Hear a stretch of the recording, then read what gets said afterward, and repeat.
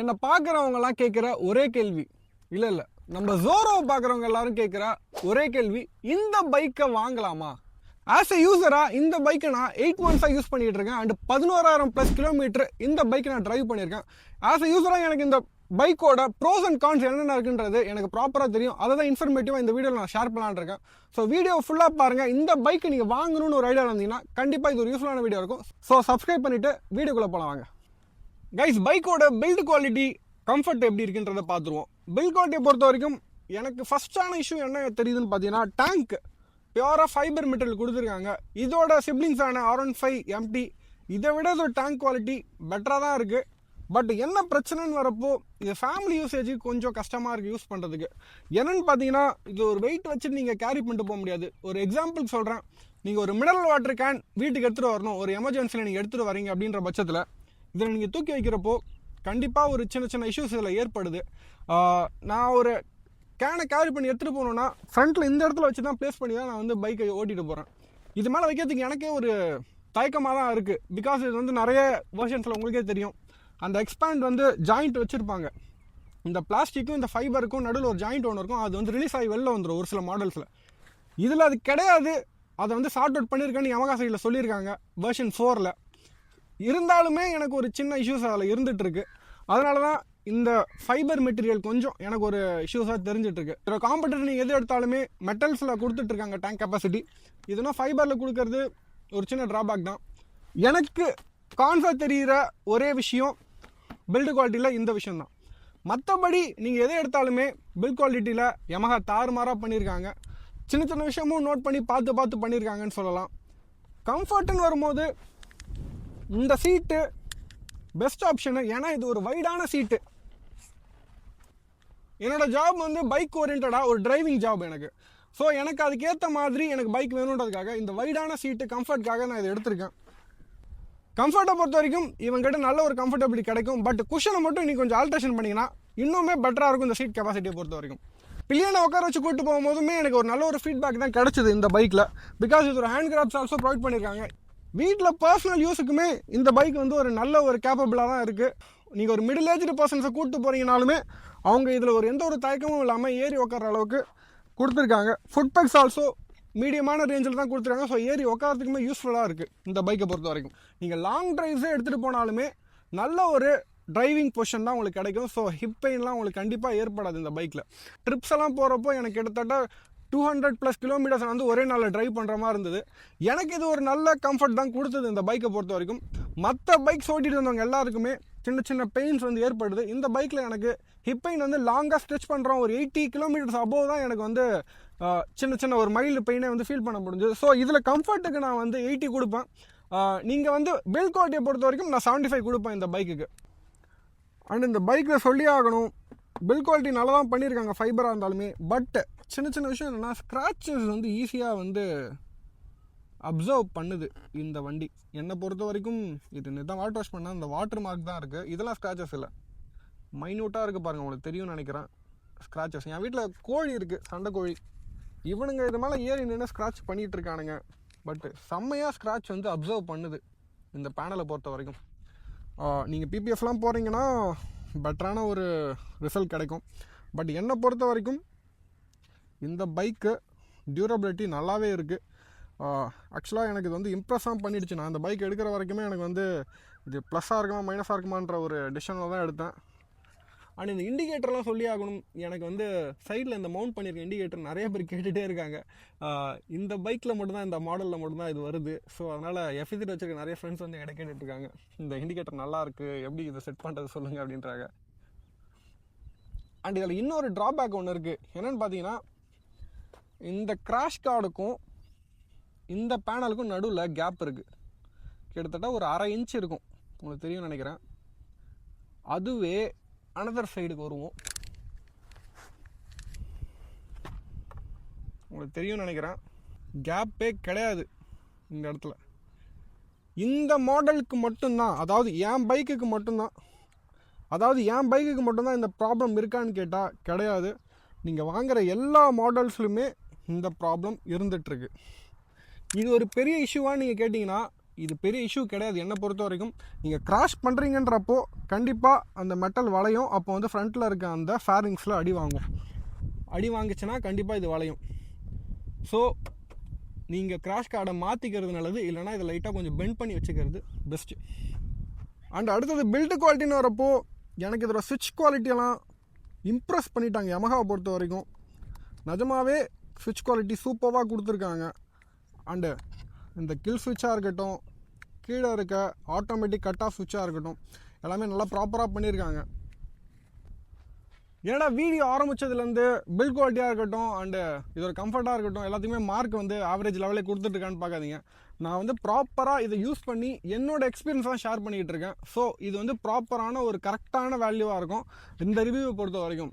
ஏன்னா இந்த பைக் வாங்குறதுக்கு கிட்டத்தட்ட என்கிட்ட எப்படி பார்த்தாலுமே 30 to 45 மெம்பர்ஸ் வரைக்கும் எனக்கு வந்து மெசேஜ் பண்ணியிருக்காங்க இன்ஸ்டாகிராமில், இந்த பைக்கை வாங்கலாமா ப்ரோ, கொஞ்சம் ஹெல்ப் பண்ணுங்க அப்படின்னு கேட்டுட்ருக்காங்க. அவங்களுக்கு மட்டும் இல்லாமல் நேரில் பார்க்குற என்னோட ஒர்க்கிங் ஃப்ரெண்ட்ஸாக இருக்கட்டும், கொலீக்ஸாக இருக்கட்டும், அவங்களுமே கேட்டுட்ருக்காங்க. அவங்களுக்கு ஒரு நல்ல ஒரு ஆன்சராக இருக்கும் இந்த வீடியோ. ஸோ அதனால் எங்களோட ரிவ்யூ எப்போவுமே ப்ராப்பரான ஒரு கரெக்டான வேல்யூவாக இருக்கும். அதனால் இந்த வீடியோவை நீங்கள் சப்ஸ்கிரைப் பண்ணிட்டு பாருங்கள். எங்களோட எஃபர்ட்ஸ்க்கு நீங்கள் கொடுக்குற ஒரு அவார்டாக இருக்கும் அது. ஸோ சப்ஸ்கிரைப் பண்ணிவிட்டு கமெண்ட் செக்ஷனில் இந்த பைக்கு உண்டான ஒரு மெசேஜை போட்டு விடுங்க. அண்டு பியோர்லி இதோட பொசிஷன் எனக்கு ரொம்பவே பிடிச்சிருக்குன்னு சொல்லலாம். கம்ஃபர்டபிலிட்டிக்கு பஞ்சமே கிடையாது. நீங்கள் கம்ஃபர்ட்டாக எப்படி ஓட்டணுமோ அதுக்கேற்ற மாதிரி இந்த பொசிஷன் கொடுத்துருப்பாங்க. ஒரு அப்ரைட்டான பொசிஷன். நீங்கள் வந்து ஸ்போர்ட்டியரான நேச்சர்லாம் இருக்காது இதோட கம்ஃபர்ட்டை பொறுத்த வரைக்கும்.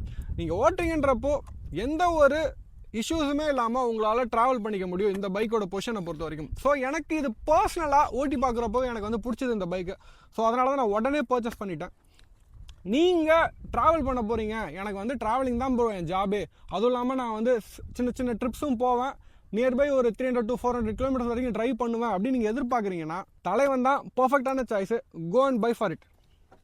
இந்த பைக்கோட டெக் அண்ட் ஃபீச்சர்ஸ்னு வரும்போது எனக்கு இது ரொம்பவே ஹெல்ப்ஃபுல்லான ஃபீச்சர்ஸ் நிறையவே இதில் லோட் பண்ணி கொடுத்துருந்தாங்க யமஹா. இந்த கன்சோல் டாப் நாச்சாக கொடுத்துருக்காங்க. இந்த கன்சோலுக்காகவே இந்த பைக்கை நான் பர்ச்சேஸ் பண்ணியிருந்தேன். ஹைப்ரிட்ன்ற வார்த்தைக்காக இது பர்ச்சேஸ் பண்ணல, இந்த கன்சோலுக்காக தான் இந்த பைக்கை நான் பர்ச்சேஸ் பண்ணியிருந்தேன். அதுக்கேற்ற மாதிரி இது எனக்கு ஹெல்ப்ஃபுல்லாக இருந்தது. நிறைய ட்ரிப் நான் போகிறப்போ எனக்கு வந்து ஏற்காடுலாம் போகிறப்போ நிறைய இடத்துல எனக்கு வழி தெரியல.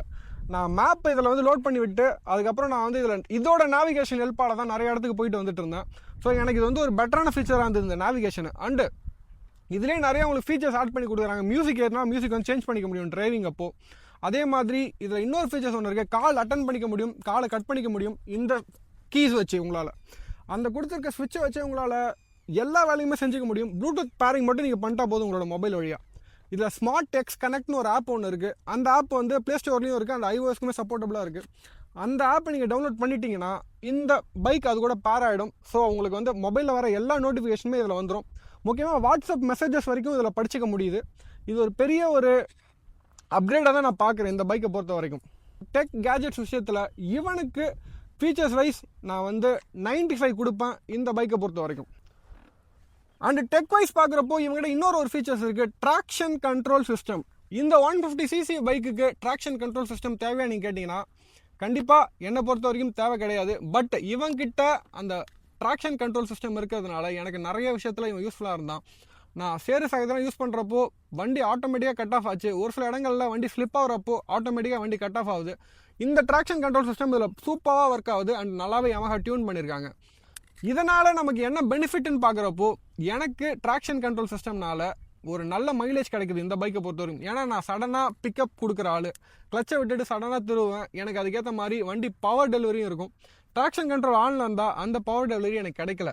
வண்டி வந்து ஒரு சட்டில்டான பவரோட தான் இருக்குது. நிறைய பேர் என்ன நினச்சிக்கிறாங்கன்னா வெர்ஷன் 3ல் இருந்த பவர் வெர்ஷன் 4ல் இல்லை FZல அப்படின்னு சொல்கிறாங்க. இதுக்கு உண்மையான காரணம் ட்ராக்ஷன் கண்ட்ரோல் சிஸ்டம் இந்த பைக்கில் வந்து லோட் பண்ணி கொடுத்துருக்காங்க.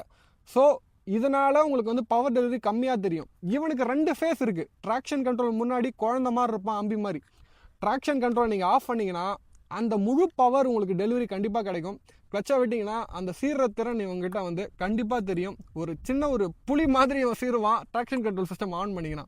FZ ஓட்டுற எல்லா நண்பர்களுக்குமே தெரியும், அந்த ட்ராக்ஷன் கண்ட்ரோல் ஆஃப் பண்ணி ஓட்டி பாருங்கள், இவனோட பவர் டெலிவரி கொஞ்சம் புஷ் பண்ணி கொடுக்கும். ஒரு 20 to 30 உங்களுக்கு வந்து பவர் டெலிவரி கொஞ்சம் எக்ஸ்ட்ராவாக கிடைக்கிற மாதிரி உங்களுக்கு ஒரு ஃபீல் ஆகும். இந்த ட்ராக்ஷன் கண்ட்ரோல் ஆஃப் பண்ணி பார்த்துட்டு ஓட்டிட்டு கமெண்ட் செக்ஷனில் கமெண்ட் போட்டு விடுங்க. பைக்கோட இன்ஜின் பர்ஃபார்மன்ஸுக்கு வருவோம். எல்லாருக்கும் தெரியும் இது ஒரு 150cc வெஹிக்கிள், பவர் டெலிவரி எல்லாமே தெரிஞ்ச விஷயம் தான். இது கூகுள் பார்த்தாலுமே தெரியும். பைக் நான் யூசர் எக்ஸ்பீரியன்ஸாக எனக்கு வந்து இந்த பைக்கில் என்ன பிடிச்சிருக்கு, பைக்கோட ஸ்பீட் டெலிவரியை பொறுத்த வரைக்கும் 80 வரைக்கும் உங்களால் தாராளமாக க்ரூஸ் பண்ணி போக முடியும் ஹைவேஸில். அந்த 80 to 90, 100 வரைக்குமே உங்களுக்கு எந்த வைப்ரேஷனுமே தெரியாது. ஆனால் அந்த 80 to 100 வந்து உங்களுக்கு வந்து சின்ன லாக் கண்டிப்பாக தெரியும் இதோட பவரை பொறுத்த வரைக்கும். பிகாஸ் இதை வந்து ஒரு கம்யூட்டர் பைக் மாதிரி தான் அவங்க லான்ச் பண்ணியிருக்காங்க. அதுக்கேற்ற மாதிரி பவர் டெலிவரி கொஞ்சம் குறைச்சிருக்காங்க. இதோட டாப் ஸ்பீடை பொறுத்த வரைக்கும் 115 வரைக்கும் நான் போயிருக்கேன். 120 எல்லாம் ஒரு சில பேர் போய் காட்டுறாங்க, என்னால் அவ்வளோ போக முடியல. 115 இதோட ப்ராப்பரான டாப் ஸ்பீடு. ஒரு 150cc வெஹிக்கிளுக்கு 115 தான் டாப் ஸ்பீடுன்றது எனக்கு வந்து இது சரியாக தெரியல. பட் இதை வந்து ஓவர்டேக் பண்ணுற விதமாக மைலேஜுக்கு வந்தால் இவன் வந்து லீடிங்கில் இருக்கான். இது எங்கேயோ இருக்கும், அது எங்கேயோ இருக்குன்னு சொல்லலாம். அது வந்து மைலேஜ் டாபிக் அடுத்து வரேன். வண்டியோட பர்ஃபார்மன்ஸை பொறுத்த வரைக்கும் 80 வரைக்கும் உங்களால் நல்லா க்ரூஸ் பண்ணிக்க முடியும் ஹைவேஸில். 80க்கு மேலே போனால் சின்ன சின்ன லாகிங் தெரியும். பட் வைப்ரேஷன் எந்த அளவுக்கு தெரியாது. 100 மேலே நீங்கள் போனால் தான் உங்களுக்கு வைப்ரேஷன்ஸ் ஃபீல் ஆகும் இந்த பைக்கில். அந்த பைக்கில் ஒரு சின்ன ட்ராபேக் என்னென்னு பார்த்தீங்கன்னா, பைக் வந்து வெயிட்லெஸ்ஸான பைக்கு. ஒரு 138 கிலோ தான் இந்த பைக் வந்து உங்களுக்கு வந்து வெயிட் வருது. அதை நீங்கள் ஹைவேஸில் நீங்கள் வந்து ஓவர்டேக்லாம் பண்ணுறீங்க, ஒரு பெரிய லாரி இந்த மாதிரி ஒரு பெரிய ட்ரக்கெல்லாம் ஓவர்டேக் பண்ணுறீங்கன்னா அதில் வர எக்ஸ்ட்ராவான விண்டு சின்னதாக ஒரு வாபிள் பண்ணுதுன்னு சொல்லலாம். இது வந்து என்னை பொறுத்த வரைக்கும் பெரிய ட்ராபேக்காக தெரியாது. நீங்கள் வந்து கரெக்டாக ஓட்டினீங்கன்னா அது பெரிய பிரச்சனை கிடையாது. நீங்கள் ஒரு 100 மேலே நீங்கள் போயிட்டு நீங்கள் ஒரு 100 கிலோமீட்டர்ஸ் அபோவ் நீங்கள் வந்து போயிட்டு வண்டியை நீங்கள் ஓவர்டேக் பண்ணுறீங்கன்னா இந்த மாதிரி வாபிளிங் லைட்டாக ஏற்படுது. நீங்கள் ஸ்கில் இருக்கவங்கன்னா கொஞ்சம் பார்த்து பைக்கை வந்து ட்ரைவ் பண்ணுங்கள். 100 மேலே போகிறீங்கன்னா பட் உங்கள் ரிஸ்கில் தான் நீங்கள் போவீங்க இந்த பைக்கை பொறுத்த வரைக்கும். ஸோ எனக்கு வந்து ஒரு மைலேஜ் ஓரியன்டான நான் பைக் பார்க்குறேன், அப்பப்போ லாங் ட்ரைவ்ஸும் போவேன் அப்படின்னு இந்த பைக்கை நான் வந்து சூஸ் பண்ணி எடுத்திருக்கேன். அதுக்கேற்ற மாதிரி தான் இந்த பைக் எனக்கு வந்து டெலிவரி கொடுக்குது. ஸோ எனக்கு இது வந்து ஒரு ஓகேவாக தான் தெரியுது. ஒரு 115 கிலோமீட்டர் நான் அதுக்கு மேலே போக போகிறதில்ல. மேக்ஸிமம் நான் வந்து 90 above நான் க்ரூஸ் பண்ண போகிறதில்ல. என்னோட ஸ்பீடே வந்து 80 to 90 இந்த ரேஞ்ச் தான் வந்து ஹைவேஸில் போக போகிறேன். எனக்கு இது ஓகேவாக தான் தோணுன்றதுனால இந்த பைக் நான் சூஸ் பண்ணி எடுத்திருக்கேன். உங்களுக்கு இந்த ஸ்பீடு ஓகேனா கண்டிப்பாக அதை பை பண்ணலாம். அண்ட் இன்னொரு பெரிய ட்ராபேக் என்னென்னு பார்த்தீங்கன்னா 5 ஸ்பீட் கியர் பாக்ஸ் தான் கொடுத்துருக்காங்க. ஒரு 5 கியர், அதாவது நீ ஒரு 80 மேலே நீங்கள் வந்து வண்டியை வந்து புஷ் பண்ணுறப்போ அடுத்த கியர் கண்டிப்பாக கால் தேடும், கை கிளச்சை பிடிக்கும். ஆனால் அதுக்கு மேலே கியர்ஸ் இருக்காது. 5 கியர் வரைக்கும் தான் அந்த பைக் வந்து இருக்குது. ஸோ 5 கியர்ஸ் இல்லாமல் 6 ஸ்பீடாக வந்து இது கொடுத்துருந்தா இன்னும் பெட்டராக இருந்திருக்குமோன்னு எனக்கு ஒரு சின்ன ஒரு திங்கிங் இருக்குது இந்த பைக்கை பொறுத்த வரைக்கும். பைக்கோட பர்ஃபார்மன்ஸை பொறுத்த வரைக்கும் இவனுக்கு எவ்வளோ மார்க் கொடுக்கலான்னு பார்த்தீங்கன்னா, பர்ஃபார்மன்ஸ் ஓரியன்டான பைக் கிடையாது. ஸோ இவன் வந்து ஒரு நல்ல ஒரு இன்ஜின் கெப்பாசிட்டி உள்ள பைக்கு ப்ளஸ் ஒரு உங்களுக்கு வந்து ஒரு வைப்ரேஷன்ஸ் இல்லாத பைக்குன்றதால ஒரு 70 மார்க்ஸ் வந்து கண்டிப்பாக நான் அந்த பைக் கொடுப்பேன். இன்ஜின் ஓரியன்டாக இவன் வந்து ஒரு ரிலையபிளான இன்ஜின், ரிஃபைண்டான இன்ஜின். ஸோ உங்களுக்கு வந்து லாங் லாஸ்டிங்காக உங்களுக்கு வந்து கண்டிப்பாக இவன் வந்து லைஃப் கொடுப்பான் இந்த பைக்கை பொறுத்த வரைக்கும். நீங்கள் ரொம்ப காலத்துக்கு இந்த பைக் ஓட்ட போகிறீங்க, எனக்கு ஒரு நல்ல பைக் வேணும்னா இந்த இன்ஜின் ஒரு பர்ஃபெக்டான இன்ஜின் என்னை பொறுத்த வரைக்கும். இன்ஜினை பொறுத்த வரைக்கும் பர்ஃபார்மன்ஸ் ஓரியன்டாக 70 அண்ட் ரிலையபிளான ஒரு இன்ஜின் எதிர்பார்க்குறீங்கன்னா இதுக்கு 90 நான் கொடுப்பேன் இந்த இன்ஜினை பொறுத்த வரைக்கும். அந்த பைக்கோட மெயின்டெனன்ஸுக்கு வருவோம். எல்லோரும் கேட்குற இன்னொரு கொஸ்டின் என்னென்னு பார்த்தீங்கன்னா, மைலேஜ், பைக்கு மெயின்டெனன்ஸு என்னென்ன ப்ராப்ளம் ப்ரோ கொடுக்குது இந்த ஹைப்ரிட் பைக்குன்னு தான் கேட்குறாங்க. மெயின்டெனன்ஸை பொறுத்த வரைக்கும் இது வரைக்குமே இவன் எனக்கு மேஜரான இஷ்யூஸ் எதுவுமே கொடுத்தது கிடையாது. கிட்டத்தட்ட இவனை வாங்கினதுலேருந்து எனக்கு ஒரு நல்ல ஒரு ஃபீல் குட் தான் வந்து கொடுத்துட்ருக்கான். இந்த பைக்கை வாங்கினதுக்கு நான் இன்றைக்குமே வந்து ஒரு சின்ன ஒரு ஃபீலிங்ஸ் கூட ஏற்படலை. ஏன்டா இவனை வாங்கிட்டோம் அப்படின்ற ஒரு ஃபீலிங் கண்டிப்பாக எனக்கு வரவே இல்லை அந்த பைக்கை பொறுத்த வரைக்கும். ஃபர்ஸ்ட் சர்வீஸில் எனக்கு வந்து 700 சம்திங் ஆச்சு. 700ன்றது எனக்கு 1000 தான் ஆச்சு. அதில் வந்து 300 நான் கட் ஆஃப் பண்ணேன். ஏன்னா இந்த செயின் லூப்லாம் அடிக்காதீங்க, அதுக்கு ஒரு 300 எக்ஸ்ட்ரா சார்ஜ் பண்ணாங்க. செயின் லூப் எனக்கு வேண்டாம், நான் வீட்டிலே அடிச்சுக்கிறேன்னு சொல்லிட்டு நான் வந்து வண்டி எடுத்துகிட்டு வந்துட்டேன். செயின் லூப் நம்ம வந்து ஒரு 200 தான் மார்க்கெட்டில் கிடைக்குது. அதை வாங்கி ஆஃப்டர் மார்க்கெட்டில் நம்ம வந்து வீட்டில் அடிச்சிட்டாலே போதும், உங்களுக்கு க்ளீன் பண்ணி கொடுத்துருவாங்க சர்வீஸ் முடிஞ்சோடனே. ஸோ நீங்கள் அதை வேண்டான்னு சொல்லிட்டீங்கன்னா உங்களுக்கு வந்து 300 கண்டிப்பாக சேவ் ஆகும் ஒரு சர்வீஸ்லையும். எனக்கு ஃபர்ஸ்ட் சர்வீஸ் 700 ஆச்சு, அண்ட் செகண்ட் சர்வீஸ் வந்து 600 ஆச்சுன்னு சொல்லலாம். அண்ட் தேர்ட் சர்வீஸ் மட்டும் இந்த ஏர் ஃபில்டர் மாற்றிருந்தாங்க, அது ஒரு 250 எக்ஸ்ட்ரா சார்ஜ் ஆச்சு. ஸோ அதனால் 1200 ஆச்சு. அண்ட் ஃபோர்த்து சர்வீஸ் வந்து இன்னும் ஒரு இந்த வீக் விட்டுருவேன். கண்டிப்பாக இது வந்து எக்ஸ்ட்ராவாக ஓடிட்டுருக்கு. 11,000+ கிலோமீட்டர் ஓடிடுச்சு. நான் வந்து 10,500 விட்டுருக்கணும். இன்னும் ஒரு மேஜர் வந்து சின்ன சின்ன வேலைகள் இருக்கிறதுனால என்னால் விட முடியல. கண்டிப்பாக இந்த வீக் விட்டுருவேன். அதுக்கு உண்டானதையும் நான் அந்த வீடியோவில் ஆட் பண்ணுறேன் அதுக்கப்புறம், சர்வீஸ் முடிஞ்சதுக்கப்புறம். ஸோ மெயின்டெனன்ஸ் வைஸ் நீங்கள் எடுக்கிறீங்க, என்னால் வந்து லோ மெயின்டெனன்ஸ் பைக் தான் என்னால் மெயின்டைன் பண்ண முடியும் ப்ரோ. எனக்கு வந்து அமௌண்ட்லாம் பெரிய சார்ஜஸாக வந்து பெரிய பைக்லாம் சொல்லாதீங்க, இந்த ரேடியேட்டர் உள்ள பைக்ஸ்லாம் எனக்கு வேண்டாம், என்னால் அஃபோர்ட் பண்ண முடியாது அந்த அளவுக்குலாம், வாங்கிட்டு மெயின்டைன் பண்ண முடியலை அப்படின்ற நண்பர்கள் தான் அதிகம். அதுக்கேற்ற மாதிரி இந்த பைக் வேணும்னா கண்டிப்பாக இந்த பைக்கை வாங்கலாம். எனக்கு வந்து லோ மெயின்டெனன்ஸ் செம்மையாக கொடுத்துட்ருக்கு. 1200ன்றது ஒரு 2 மாதத்துக்கு ஒரு டைம் 3 மாதத்துக்கு ஒரு டைம் கண்டிப்பாக உங்களால் அஃபோர்ட் பண்ண முடியும். எனக்கு தெரிஞ்சு இது ஒரு நல்ல ஒரு காஸ்ட் வைஸ் மெயின்டெனன்ஸ் வைஸும் நல்ல ஒரு பைக் தான். மெயின்டெனன்ஸ் வைஸ் இவனுக்கு வந்து நான் எவ்வளோ பாயிண்ட்ஸ் தரும்னு பார்த்தீங்கன்னா 90 கொடுப்பேன் கண்டிப்பாக. ஏன்னா எனக்கு இது வரைக்குமே எந்த ஒரு இஷ்யூஸும் கொடுக்கறதுனால இவனுக்கு இப்போதைக்கு நான் 90 கொடுப்பேன். மேபி ஃப்யூச்சரில் இவன் என்ன வந்து எனக்கு கோளாறு கொடுப்பான்றது தெரியல. இந்த பைக்கை பொறுத்த வரைக்கும் எனக்கு ப்ரோஸ் அண்ட் கான்ஸ் என்னென்ன இருக்குது அப்படின்னு கேட்டிங்கன்னா, ப்ரோஸ் ஏகப்பட்டது இருக்குது. கான்ஸ் என்னன்றதை பார்த்துருவோம். ஏன்னா நிறைய பேருக்கு இந்த பைக்கில் என்னென்ன பிரச்சனை இருக்குன்னு தான் கேட்குறீங்க. கான்ஸ் வந்து என்னென்ன இருக்குது அப்படின்னு தான் கேட்டுட்ருக்கீங்க. ப்ரோஸ் வந்து எனக்கு தெரியும் ப்ரோ, நான் வீடியோஸ்லாம் பார்த்துட்ருக்கேன் அப்படின்றீங்க. கான்ஸை பொறுத்த வரைக்கும் இந்த பைக்கில் டெலஸ்கோபிக் சஸ்பென்ஷன் கொடுத்துருக்காங்க. இது ஒரு யூஎஸ்டி ஃபோக்ஸாக மாற்றினா இன்னும் பெட்டரான ஒரு சாய்ஸாக இருக்கும். சஸ்பென்ஷனை பொறுத்த வரைக்கும் எந்த குறையும் இல்லை, நல்லா தான் கொடுத்துருக்காங்க. பட் இது சேஞ்ச் பண்ணால் இன்னும் ஒரு பெட்டரான ஒரு பைக் அது வந்துருக்கும். இன்னொரு பிரச்சனை என்னென்னா சிங்கிள் சேனல் ஏபிஎஸ் அதில் கொடுத்துருக்காங்க. பிரேக்கிங் பொறுத்த வரைக்கும் கிறிஸ்பாக தான் இருக்கும் பைக். நீங்கள் வந்து நினைக்கிற மாதிரி பிரேக்கிங்லாம் வந்து எந்த இடத்துலையுமே உங்களுக்கு வந்து லாகிங் இருக்காது. நல்ல ஒரு பிரேக்கிங் கொடுத்துருக்காங்க. இது உங்களுக்கு ஒரு டிசப்பாயின்மெண்ட்டே கொடுக்காது. ஹைவேஸ்லாம் நீங்கள் பிரேக் அடிக்கிறீங்கன்னா ஷார்ப்பாக இருக்கும், அக்யூரேட்டாக இருக்கும் இந்த பைக்கை பொறுத்த வரைக்கும். ஆனால் சிங்கிள் சேனல் ஒரு ட்ராபேக் தான் என்னை பொறுத்த வரைக்கும். டியூவல் சேனலாக கொடுத்துருந்தா தாறுமாறாக என்னோட சேல் இன்னுமே புஷ் ஆகிருக்கும். அண்டு பைக்கோட டிசைன் வைஸ் ஒரு ஸ்போர்ட்டியரான ஒரு கம்ப்யூட்டரு அதுக்கேற்ற மாதிரி இந்த பைக்கை வந்து கொடுத்துருக்காங்க. பட் ஒரு சீட்டிங் ஹைட்டு பில்லியனுக்கு இன்னும் கொஞ்சம் தூக்கலாக இருக்குது. ஏறி உட்கார்றப்போ சின்ன சின்ன, அதாவது நம்மள மாதிரி ஆட்கள் ஏறி உட்காரப்போ பிரச்சனை இல்லை. 35-40 ஏறுறப்போ பிரச்சனை இல்லை. இந்த 40 எவ்வளோ ஏறுறப்போ ஏன் இவ்வளோ ஹைட்டில் இருக்குது அப்படின்னு தான் கேட்குறாங்க. ஏன்னா இது ஒரு கம்ப்யூட்டர் பைக்காக தான் யமஹா லான்ச் பண்ணி ஓட்டிகிட்டு இருக்காங்க. இதை கொஞ்சம் சீட்டிங் ஹைட்னு கொஞ்சம் குறைச்சா பெட்டரான ஒரு இதாக இருக்கும். அண்ட் வாப்ளிங் இஷ்யூஸ் ஹைவேஸில் இருக்குது. பிகாஸ் இது ஒரு வெயிட்லெஸ்ஸான பைக்காக வந்து யமஹா விட்டுருக்காங்க. ஸோ அதுக்கேற்ற மாதிரி வாப்ளிங் கண்டிப்பாக ஹைவேஸில் இருக்குது. இது ஆல்ரெடி நம்ம பேசியாச்சு. இருந்தாலும் இது ஒரு கான்ஃபிடென்ட்னால இதை நான் ஆட் பண்ணுறேன். பைக்கில் வேறு எதுவும் பெருசாக சொல்லிக்கிற மாதிரி இல்லை, எல்லாமே ப்ளஸ்ஸாக சொல்லியிருக்காங்க. அண்ட் இன்னொரு பெரிய விஷயம் என்ன சொல்லணும்னா, பைக்கோட ஹெட்லைட்ஸோட பிரைட்னஸ் கொஞ்சம் கம்மியாக இருக்குது. நீங்கள் நைட்டு தான் நான் அதிகமாக ரைட் பண்ண போகிறேன் அப்படின்னீங்கன்னா இந்த ஹெட்லைட்டோட பிரைட்னஸ் உங்களுக்கு கண்டிப்பாக பார்த்தாது. நான் கேரண்டியாக சொல்கிறேன். நீங்கள் ஹைவீம் போட்டாலுமே உங்களுக்கு வந்து அந்த பிரைட்னஸ் அந்த அளவுக்கு இல்லை. நீங்கள் ஒரு ஃபாக் லைட் யூஸ் பண்ணுறது ஒரு பெட்டரான ஆப்ஷனாக இருக்கும். அண்டு கிரவுண்ட் கிளியரன்ஸை பொறுத்த வரைக்கும், கிரவுண்ட் கிளியரன்ஸ் இது சொல்ல மறந்துட்டேன்.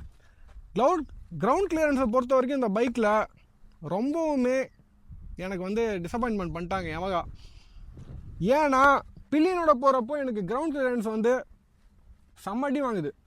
நான் ஒரு மோடான இடத்துல ஏறி இறங்குறேன், ஒரு வந்து ரொம்ப மோடு, நான் சொல்கிறது வந்து இப்போ ஒரு சர்வலாக இருக்குது, அந்த இடத்துல மட்டும் மேடாக இருந்து திடீர்னு சர்வலாக இறங்க பாருங்கள். அந்த இடத்துல இறங்குறப்போ ஸ்டாண்டு டமால்னு அடி வாங்குது பில்லியன் உட்காரப்போ. இதே நான் இண்டிவிஜுவலாக போனால் எனக்கு பிரச்சனையே கிடையாது. ஒரு வெயிட்டான ஒரு பில்லியன் உட்காந்துட்டு போகிறாரு, அவரோட வெயிட் வந்து 90-100 இருக்குன்றப்போ அந்த வெயிட்டு மேனேஜ் பண்ண முடியாமல் ஃப்ரேமுக்கு நடுவில் இருக்க ஸ்டாண்டு கண்டிப்பாக அடி வாங்குது. நீங்கள் ஓட்டுறப்போ கொஞ்சம் பார்த்து ஏறி இறங்கி எடுத்துகிட்டு போனீங்கன்னா இது ஒரு பிரச்சனையாகவே உங்களுக்கு தெரியாது. பட் கண்டிப்பாக இதில் வந்து தட்டுப்படுது கிரவுண்ட் கிளியரன்ஸை பொறுத்த வரைக்கும். எதுக்குமே இல்லாமல் இப்படி இல்லாமல் வைடாக இல்லாமல் நிலக்கொத்தாக இருக்கும். அந்த ஸ்பீட் பேக்கில் ஏறிங்கன்னா கண்டிப்பாக இதில் வந்து தட்டுப்படுது. வித் பில்லியனோட இண்டிவிஜுவலாக போனீங்கன்னா கண்டிப்பாக தட்டுப்படாது. அண்ட் எல்லாரும் கேட்டுட்ருக்க மைலேஜ், இந்த பைக்கோட மைலேஜ் ப்ராப்பர் மைலேஜ் அப்படின்னு கேட்டுட்ருக்கீங்க. எனக்கு ஸ்டார்டிங்கில் 70 கொடுத்தது இந்த பைக்கோட மைலேஜ் உங்களால் கண்டிப்பாக நம்ப முடியாது. ஏன்னா ஒரு 150cc வெஹிக்கிள், ஒரு 150cc வெஹிக்கிள் 70 தருதுன்றது கண்டிப்பாக நம்ப முடியாது. இது எனக்கு இண்டிவிஜுவலாக நான் ஓட்டிட்டு போகிறேன் பில்லியன் வித்தவுட் பில்லியன் அப்படின்னு நான் போகிறப்போ எனக்கு வந்து இது 70 கொடுத்துச்சு ஹைவேஸில். அதுவும் 70 இல்லை 60 இந்த ரேஞ்சஸில் ஓட்டினா கண்டிப்பாக இது வந்து தந்துச்சு அந்த ரேஞ்சு. பட் நீங்கள் வித்தவுட் பில்லியன்றப்போ இந்த மைலேஜ், வித் பில்லியனோட போனீங்கன்னா 55 தாராளமாக கொடுக்கும் இந்த பைக் ஹைவேஸில். அதுவும் நான் 80+ க்ரூஸ் பண்ணேன், அந்த ரேஞ்சில் நான் டெஸ்ட் பண்ண மைலேஜ் இது. ஆல்ரெடி இதுக்கான ரிவ்யூ வீடியோவும் சரி மைலேஜ் வீடியோமே சொல்லி நம்ம சேனலில் வந்து போஸ்ட் பண்ணியிருக்கோம். அதுக்கான லிங்க்குமே நான் ஆட் பண்ணியிருக்கேன், டிஸ்கிரிப்ஷனில் செக் பண்ணி பாருங்கள். இந்த பைக்கோட ரிவ்யூ வீடியோ பார்த்துருப்பீங்க, யூசர் எக்ஸ்பீரியன்ஸை சொல்லியிருப்போம். இந்த பைக்கை பற்றி உங்களுக்கு வேறு என்ன கொஷின்ஸ் கேட்கணுமோ கண்டிப்பாக கமெண்ட் செக்ஷனில் போடுங்க, நான் ஆட் பண்ணுறேன். அண்ட் இந்த பைக் எங்கிட்ட தான் இருக்குது. சப்போஸ் நீங்கள் வந்து ட்ரைவ் பண்ணி பார்க்கணுனாலும் விழுப்புரம் சரௌண்டிங்கில் இருந்தால் கண்டிப்பாக வாங்க, நான் தரேன் என் பைக்கை. அண்டு இந்த பைக் நீங்கள் ஒரு டிரைவிங் ஓரியன்டான ஜாபில் இருக்கீங்க, இல்லை எனக்கு டிரைவிங் தான் ப்ரோ என்னோட ஒர்க்கே அப்படின்னா கண்டிப்பாக இது ஒரு one of the best option. நான் மைலேஜ் ஓரியன்டான ஒரு பைக்குக்கு போகிறேன், ஸ்போர்ட்டடான லுக்காகவும் இருக்கணும், ப்ளஸ் உங்களுக்கு வந்து ஒரு நல்ல பர்ஃபார்மன்ஸ் கொடுக்கக்கூடிய பைக்காகவும் இருக்கணும்னா இது ஒரு நல்ல பைக்காக இருக்கும். ஆனால் நீங்கள் இதே மாதிரி யூஸ்ஃபுல்லான வீடியோஸ் பார்க்கணுன்னா நம்ம சேனலை சப்ஸ்கிரைப் பண்ணி வச்சுக்கோங்க. And this is RV vlogs Karan. அடுத்த வீடியோவில் சந்திப்போம். பை.